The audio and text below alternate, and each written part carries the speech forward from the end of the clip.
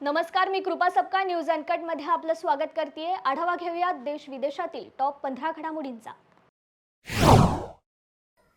Russia आणि युक्रेनमध्ये अजूनही संघर्ष सुरूच आहे। आता युद्धाच्या संबंधाने एक विशेष माहिती पुढे आली, ज्यामध्ये म्हटलंय की 2022 वर्षाच्या शेवटाला रशिया युक्रेनवर आण्विक हल्ल्याची तयारी करत होता।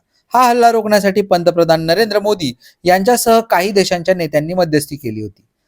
CNN ने रविवारी एक रिपोर्ट पब्लिश केला आहे, ज्यामध्ये 2 वरिष्ठ अधिकाऱ्यांच्या हवाल्याने हा दावा केला गेलाय। मालदीवमध्ये आपली शक्ती वाढवण्यासाठी चीनने आपली मोहीम तीव्र केली आहे।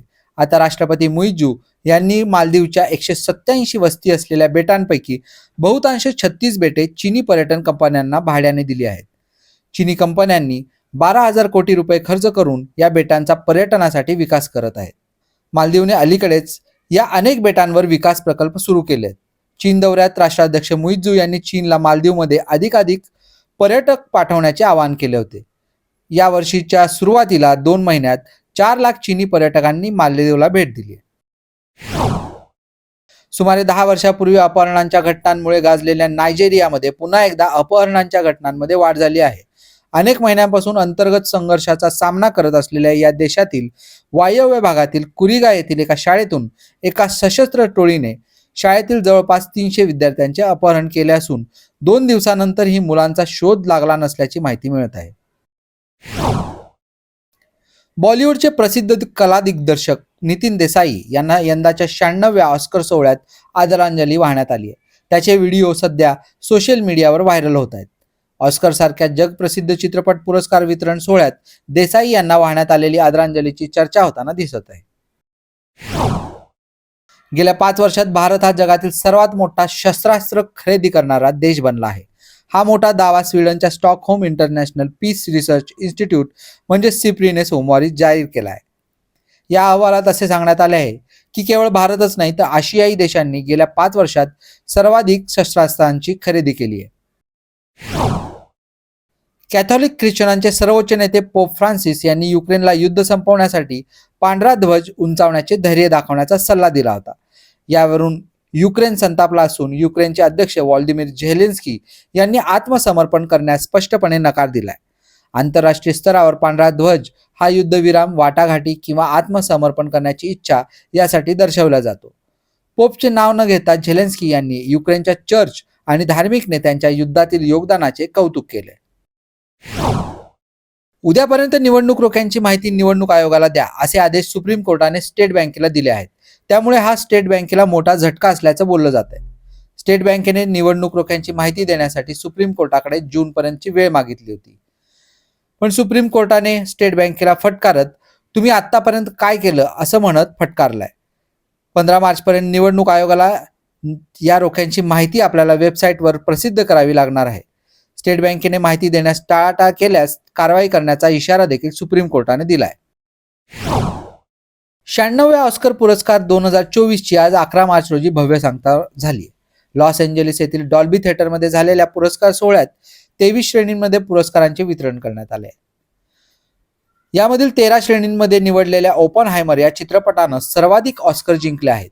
प्रियांका चोप्रा आणि निशा पाहुजाची documentary to kill a tiger हा एकमेव भारतीय कलाकृती यंदा ऑस्करमध्ये नामांकित होती। ही डॉक्युमेंटरी झारखंडमध्ये एका छोट्या गावात शूट करण्यात आली होती।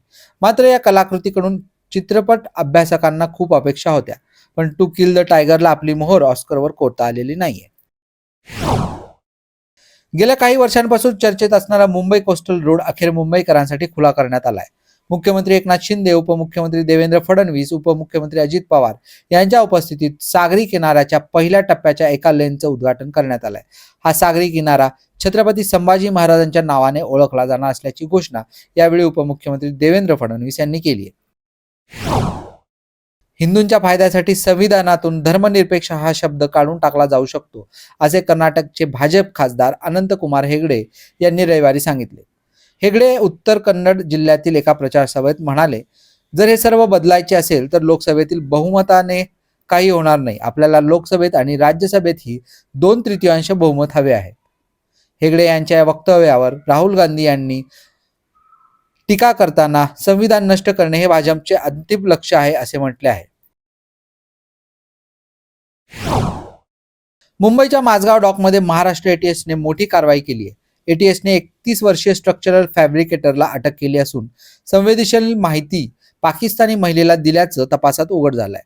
पाकिस्तानी महिलेने या आरोपीला हनी ट्रॅपमध्ये अडकवलं असंही आता समोर आलंय. कल्पेश बायकर्स असं अटक केलेल्याचं नाव आहे.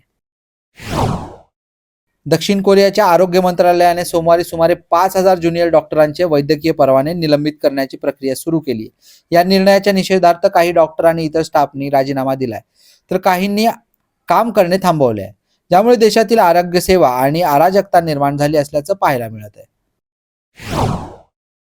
ऑस्ट्रेलियामध्ये भारतीय महिलेची हत्या करण्यात आल्याची धक्कादायक घटना समोर आली आहे. या महिलेचा मृतदेह कचरा कुंडीत सापडला असून या महिलेची हत्या तिच्या पतीने केल्याचा संशय व्यक्त केला जात आहे. या प्रकरणाचा तपास पोलीस करत असून ही महिला गेल्या काही दिवसांपासून कोणाच्याही संपर्कात नसल्याची माहिती मिळते. अमेरिकेतील एका 26 वर्षीय अडल्ट फिल्म स्टारचा रहस्यमयरित्या मृत्यू झाला आहे. सोफिया लिओन असं या अडल्ट फिल्म स्टारचं नाव असून सध्या तिच्या मृत्यूचा तपास मियामी पोलीस करत आहेत. सोफिया तिच्या राहत्या फ्लॅटमध्ये मृतावस्थेत आढळून आल्याची माहिती तिच्या कुटुंबियांनी दिली आहे. मात्र या अडल्ट फिल्म स्टारच्या मृत्यूचं गूढ वाढलं असून 1 मार्च रोजी मृत्यू झाल्यानंतर त्याची माहिती आत्ताच देण्यात आली आहे. सोफिया घरात बेशुद्धावस्थेत सापडल्याने या मृत्यूमागील कारणांचा पोलीस शोध घेत आहेत. आणि IPLच्या पहिल्या टप्प्याचे वेळापत्रक BCCI कडून जाहीर करण्यात आलं असून त्यामधून 22 ते 7 एप्रिल या दरम्यानच्या लढतींची घोषणा करण्यात आली. याच पार्श्वभूमीवर IPL गव्हर्निंग काउन्सिलचे चेअरमन अरुण धुमल यांनी IPLचा दुसरा टप्पाही भारतातच होणार असल्याचे संकेत दिलेत. तसेच या टप्प्यातील लढती होम व अवे अशा स्वरूपातील असेल असे त्यांच्याकडून याप्रसंगी स्पष्ट करण्यात आले. टॉप 15 मध्ये इथेच थांबूयात. पाहत रहा न्यूज अँड कट. धन्यवाद.